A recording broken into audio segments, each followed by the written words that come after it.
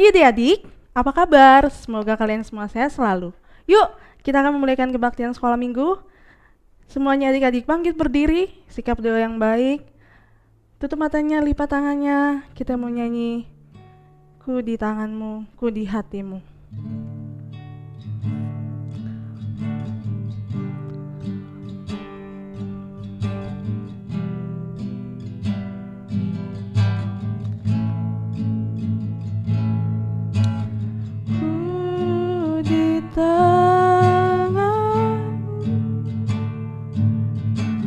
Ku di hatimu,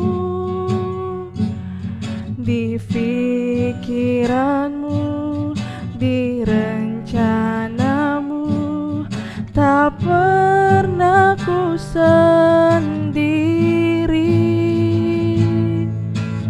Ku di tanganmu, ku di hatimu, di pikiranmu, di rencanamu, tak pernah ditinggalkan. Ku di tanganmu, ku di hatimu, ku di tanganmu, ku di hatimu, di pikiranmu, di rencanamu, tak pernah ku sendiri. Ku di tanganmu, ku di hatimu,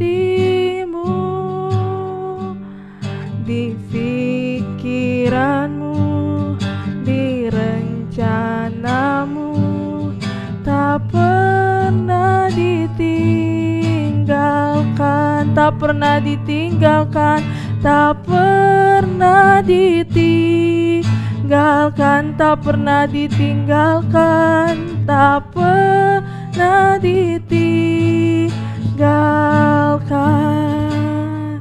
Adik-adik sikap doa yang baik, ikutin Kak Carolina berdoa. Tuhan Yesus, terima kasih untuk pagi ini. Tuhan, kami akan memulai ibadah kami. Biarlah Engkau yang memberkati. Terima kasih Tuhan, hanya di dalam nama Tuhan Yesus. Haleluya, haleluya, amin. Amin. Adik-adik silakan bangkit berdiri, kita mau nyanyi lagi buat Tuhan. Kita mau nyanyi lagu Jalan Serta Yesus. Hadap sana, pakai gerakan ya.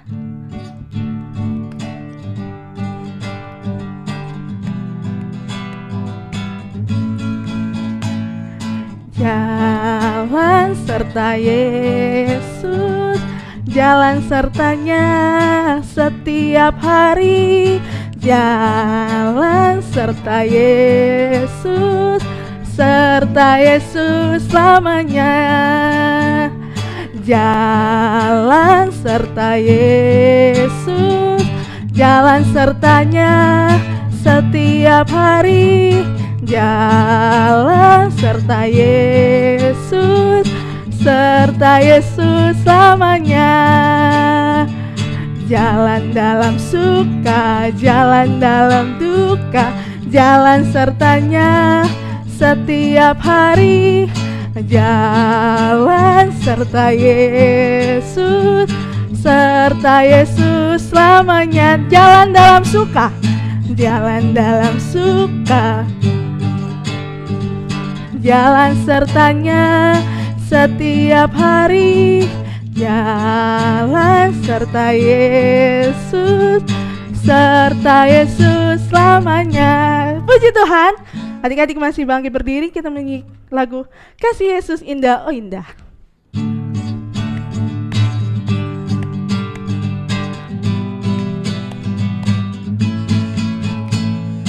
Kasih Yesus indah, indah, indah, oh indah.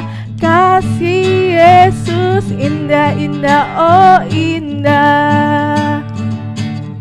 Lebih indah dari pelangi, lebih indah dari di langit, lebih indah dari bunga di taman.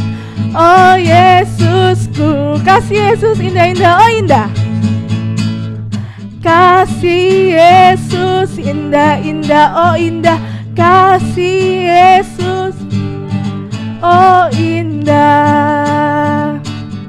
Lebih indah dari pelangi, lebih indah dari di langit, lebih indah dari bunga di taman. Puji Tuhan. Adik-adik silakan duduk. Dipersiapkan persembahannya. Yang udah siap boleh bangkit berdiri. Angkat tangannya. Angkat tangan kanannya, kita mau berdoa. Ikutin Kakak Yung berdoa. Tuhan Yesus, terima kasih untuk segala yang Kau berikan kepada kami. Tuhan Yesus, kami akan memberikan persembahan.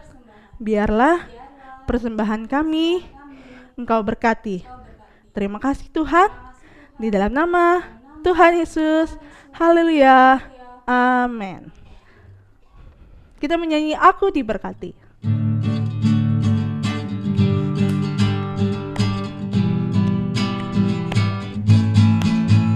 Aku diberkati, sepanjang hidupku diberkati. Bila bangun pagi hari, siang berganti malam, aku diberkati. Aku diberkati, sepanjang hidupku diberkati. Bila bangun pagi hari, siang berganti malam, aku diberkati. Puji Tuhan, adik-adik masih bangkit berdiri. Kita akan mendengarkan firman Tuhan. Yuk adik-adik sikap doa yang baik. Siapkan hati kalian. Kita menyanyi Tuhan yang bersama kami, sekalipun ku berjalan. Terima kasih Tuhan.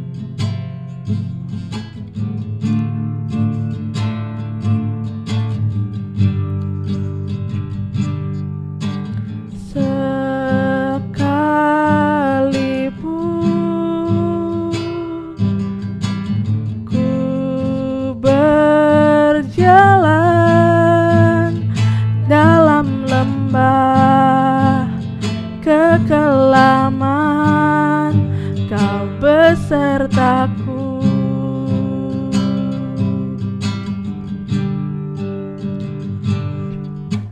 Sekalipun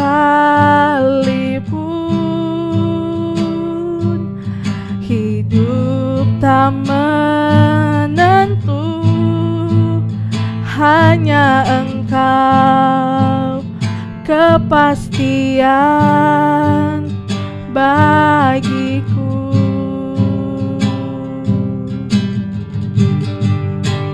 Tuhan yang bersama kami, berjalan bersama kami. Ku tak takut, ku tak gentar, sebab Allahku bersama kami.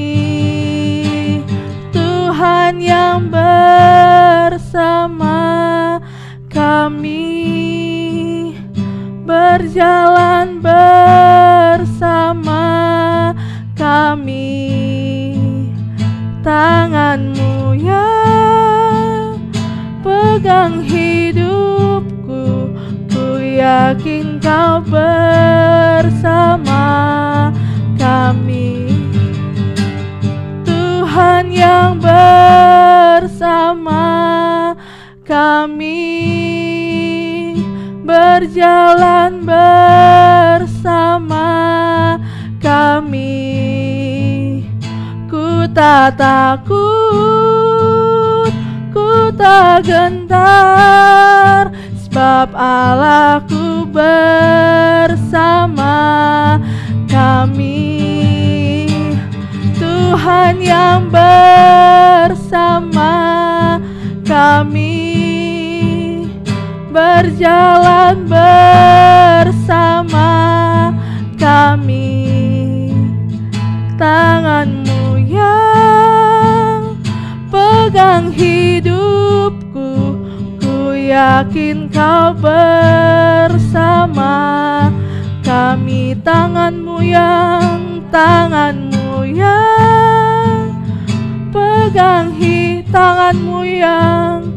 tangan-Mu yang pegang hidupku, ku yakin Kau bersama kami. Adik-adik, sikap doa yang baik. Kita akan berdoa untuk firman Tuhan. Ikutin kakak yang berdoa. Tuhan Yesus, terima kasih untuk seminggu ini. Tuhan Yesus, kami akan mendengarkan firman Tuhan. Biarlah firman Tuhan bertumbuh, tertanam di hati kami. Terima kasih Tuhan, di dalam nama Tuhan Yesus. Haleluya, haleluya, amin. Puji Tuhan, saya serahkan kepada kakak sekolah minggu. Selamat pagi adik-adik semuanya, gimana kabarnya? Tentunya sehat-sehat semua kan kakak? Puji Tuhan, Puji sehat. Tuhan, ya. Nah, pagi hari ini kita akan mendengarkan kebenaran firman Tuhan, lanjutan dari cerita firman Tuhan minggu kemarin. Ayo, siapa yang ingat? Minggu kemarin sama Kak Sam diceritain tentang apa Kak Rani? Cerita tentang Tuhan membuat akhirnya ada 2 loh batu yang baru. Ya, jadi ada 2 loh batu yang baru. Lalu berapa hari Musa ada di atas Gunung Sinai? Yaitu 40 hari, 40 malam. Nah, lalu ceritanya Opa Musa udah turun nih ya. Jadi Musa sudah turun, lalu Musa mengumpulkan seluruh umat Israel. Nah, kita coba buka Kejadian pasalnya yang ke-30. Keluaran pasalnya yang ke-35. Ayatnya yang pertama, lalu Musa menyuruh berkumpul segenap jemaah Israel dan berkata kepada mereka. Nah, jadi firman Tuhan hari ini kita akan mendengarkan tentang kemah suci. Apa itu kemah suci? Buat apa sih kemah suci itu? Coba kita buka ya di Keluaran pasalnya yang ke-25, ayatnya yang ke-8. Kakak bacakan ya. Dan mereka harus membuat tempat kudus bagiku, supaya aku, siapa di sini aku? Yaitu Tuhan. Aku akan diam di tengah-tengah mereka. Jadi kemah suci itu untuk apa sih? Yaitu untuk Tuhan diam di tengah-tengah umat Israel. Nah, kalau sekarang namanya, kalau sekarang apa Kak Rani? Gereja. Nah, nanti dilanjutkan ya. Nah, jadi kita buka lagi di Keluaran pasalnya yang ke-35 ayatnya yang pertama. Peringatan yang pertama atau pemberitahuan Musa yang pertama, setelah Musa 40 hari 40 malam di atas Gunung Sinai, berbicara dengan Tuhan, bersekutu dengan Tuhan. Nah, Musa turun. Nah, yang pertama kali Musa beritakan yaitu peringatan untuk menguduskan hari Sabat. Jadi, Tuhan menyuruh umat Israel untuk menguduskan satu hari. Untuk umat Israel tidak boleh melakukan kegiatan apapun selain memuji Tuhan, memuliakan Tuhan. Nah, kalau sekarang kita yaitu hari Minggu. Nah, selanjutnya apa nih Kak Rani? Nah, selanjutnya itu kan kita mau bikin kemah suci. Kemah suci itu kayak kemah, Kak. Iya, kemah. Jadi kemah suci itu jadi kalau bisa berpindah nih nanti. Nah, untuk bikin kemah suci itu kan perlu bahan-bahan dong. Iya. Nah, bahan-bahannya itu adalah barang-barang yang bangsa Israel itu kan pas keluar dari Mesir, Kak. Jadi pas mereka keluar dari Mesir, mereka tuh dikasih nih barang-barang sama si Mesir. Nih keluar ya, dikasih barang-barangnya. Nah akhirnya barang-barang yang bagus itu akhirnya mereka kumpulkan untuk membuat kemah suci itu. Nah Tuhan Yesus itu lalu pun Tuhan Yesus kan sangat pingin banget ada di tengah-tengah bangsa Israel. Jadi Tuhan memperhatikan nih secara detail bahan-bahannya apa aja. Nah habis itu kita baca di dalam Keluaran 35 ayatnya yang kelima. Sudah dapat? Ya. Kakak bacakan ya. Ambillah bagi Tuhan persembahan khusus dari barang kepunyaanmu. Setiap orang yang terdorong hatinya harus membawanya sebagai persembahan khusus kepada Tuhan. Emas, perak, tembaga, dan sebagainya. Jadi persembahan yang orang itu terdorong hatinya, Kak. Jadi harus tulus, bukan kayak diminta kumpulin persembahan. Enggak. Jadi orang yang terdorong hatinya dengan tulus mau membangun kemah suci itu. Ya. Nah, selanjutnya adalah pengangkatan. Oke. Jadi setelah jadi yang pertama yaitu menguduskan satu hari, yaitu hari Sabat. Yang kedua yaitu siapa yang terdorong hatinya memberikan bahan-bahan untuk pembangunan kemah suci. Yang ketiga yaitu pengangkatan Bezaleel dan Aholiab. Bisa dilihat di Keluaran pasal 36 ayatnya yang ke-30. Jadi Tuhan secara langsung pada saat di Gunung Sinai ini, Tuhan berbicara dengan Musa. Tuhan kasih tahu Musa bahwa angkatlah Bezaleel dan Aholiab. Nah, kalau sekarang dibilang namanya tukang lah ya, atau mandornya untuk kemah suci. Mengepalai pembuatan kemah suci itu. Nah ya, jadi si Bezaleel dan Aholiab ini itu diangkat untuk mengepalai pembangunan kemah suci. Nah, jadi tidak sembarangan untuk membangun kemah suci. Benar-benar Tuhan pilih orang yang terpilih. Nah, kita lihat di Keluaran pasal 36 ayatnya yang ke-30. Berkatalah Musa kepada orang Israel, lihatlah Tuhan telah menunjuk Bezaleel bin Uri bin Hur dari suku Yehuda, ayat 31, dan telah memenuhinya dengan roh Allah, dengan keahlian, pengertian, pengetahuan dalam segala macam pekerjaan dan selanjutnya. Kalau adik-adik baca, di situ benar-benar Bezaleel dan Aholiab ini Tuhan kasih kemampuan, Tuhan kasih talenta-talenta yang terbaik untuk mengerjakan pembangunan kemah suci. Jadi untuk kemah suci ini, untuk tempat kediaman Tuhan yang kudus itu benar-benar orang yang dipilih oleh Tuhan. Selanjutnya. Nah selanjutnya setelah itu kan si Bezaleel sama Aholiab ini kan mereka mengepalai untuk pembangunan itu. Mereka bikin itu, terus mereka bikin perabotan-perabotannya. Nah setelah itu juga Tuhan gak sembarangan, kayak tadi dibilang siapa yang bangun bisa, siapa aja yang bisa bangun bisa.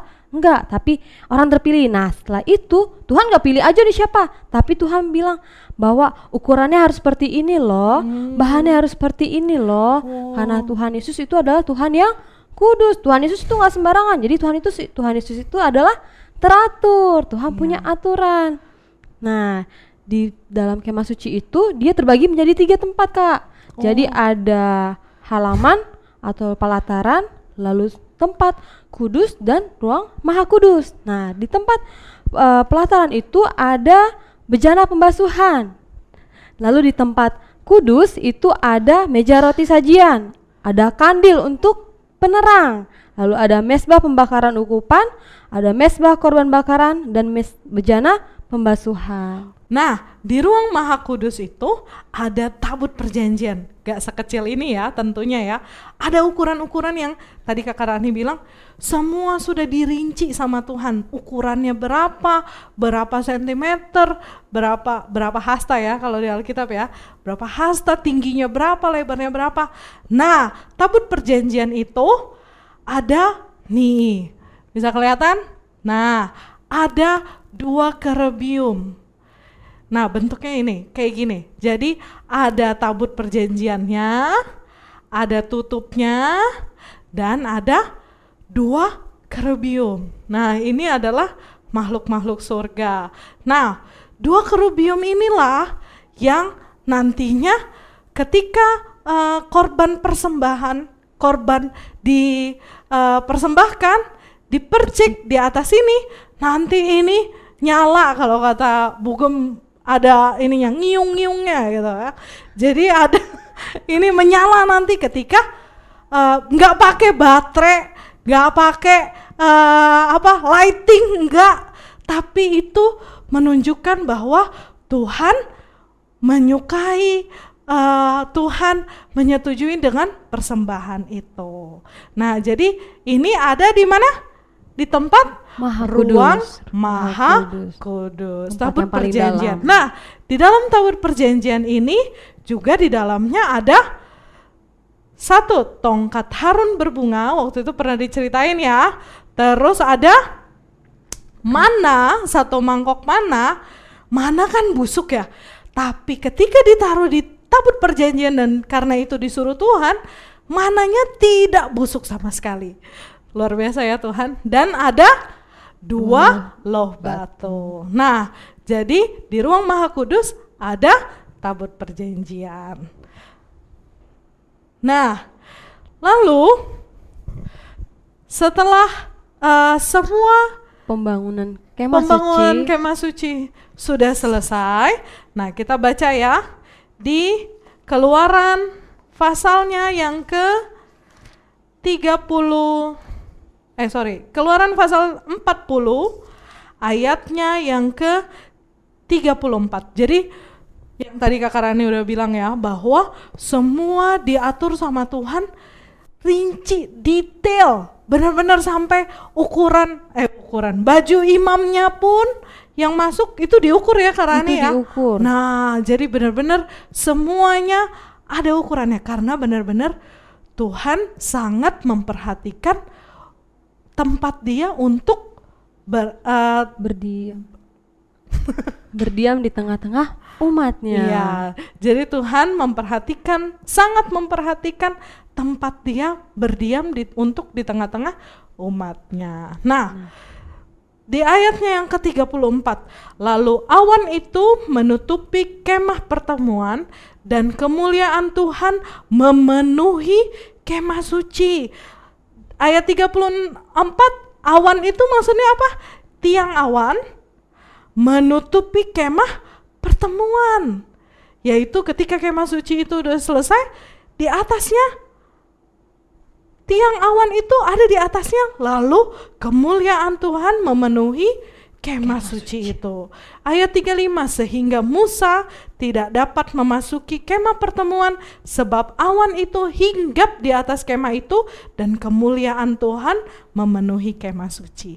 Jadi benar-benar kita tidak boleh main-main ya, Kak Rani. Kalau lagi kebaktian nih Kak, gak boleh sambil makan. Kalau enggak ngobrol sama dedenya, pajalin dedenya. Jadi pas kebaktian sungguh-sungguh, pas nyanyi sungguh-sungguh. Gitu ya, Kak. karena Tuhan hadir. Dan kita udah baca di sini bahwa Tuhan benar-benar memperhatikan, karena Tuhan itu adalah kudus. Tuhan yang kudus itu Tuhan yang besar, Tuhan pencipta langit bumi. Dia mau ada di sekitar kita, dia mau bersekutu dengan kita, yaitu pada saat kita memuji Tuhan, kita bergereja, Tuhan hadir, makanya kita tidak boleh main-main. Nah, jadi gimana Kak? Katanya gereja, kemah suci itu seperti gereja. Sekarang gimana keadaannya ketika corona? Nah, kita harus berdoa sama-sama kepada Tuhan.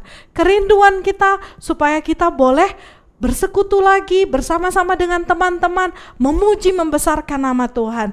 Lalu saat ini ketika online, makanya harus 8:30 7:30 bersama-sama kita bersekutu, beda-beda tempat tapi di waktu yang sama.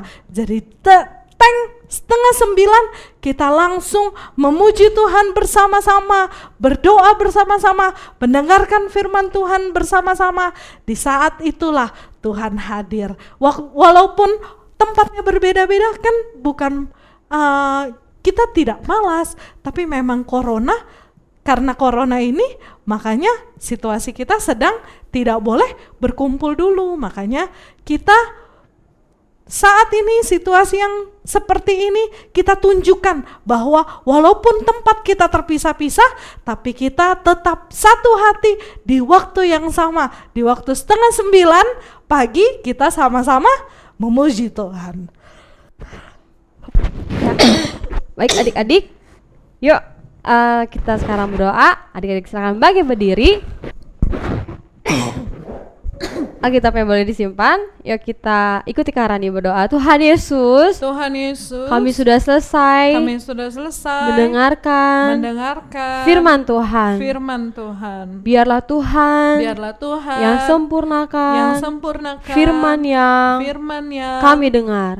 Sampai besar nanti kami tahu, kami menghargai bahwa Tuhan adalah Allah yang kudus.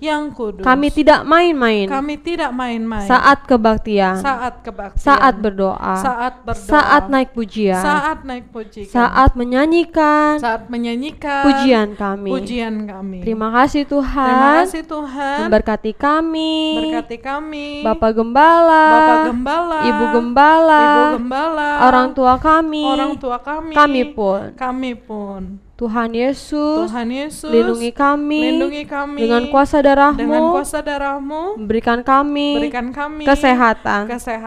Terima kasih Tuhan, di dalam nama Tuhan Yesus kami berdoa.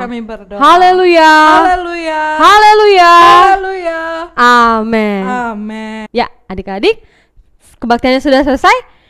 Pokoknya harus tetap semangat ya. Mau tulis ayatnya maupun di rumah ngerjain PR dari sekolah, Tuhan Yesus yang pasti balas. Lalu pokoknya nggak henti-henti kakak bilang apa? Kakak sekolah minggu bilang pokoknya habis dari mana harus rajin cuci tangan, lalu harus pakai masker kalau mau keluar, dan juga harus makan makanan sehat. Jangan lupa nanti kita ada Zoom.